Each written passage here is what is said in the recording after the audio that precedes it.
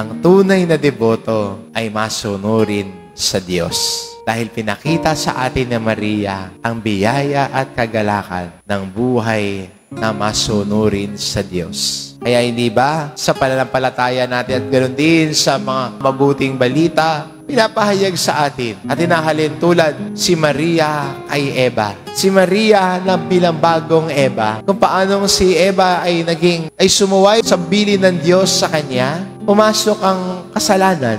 Pero sa pagiging masunurin ni Maria, kasama din ni Jesus, pumasok ang kaligtasan. At itong nais ng Diyos sa atin, tayo ay makiisa sa kagalakan ng kanyang kaligtasan. Tayo ay makiisa sa kanyang kaharian. At handaan natin patungo sa kaharian ng Diyos. Handaan natin patungo sa kagalakan ng ating buhay. Kasama ni Maria na naglalakbay sa pagsisikap natin na isabuhay ang aral at turo ng Diyos. Kaya magandang hamon sa atin ito bilang mga Kristiyano at deboto ngayon. Paglago natin sa kabanalan ay ang paglago natin sa pagsunod natin sa utos ng Diyos. Dahil ang taong masunurin sa utos ng Diyos ay tunay na masaya.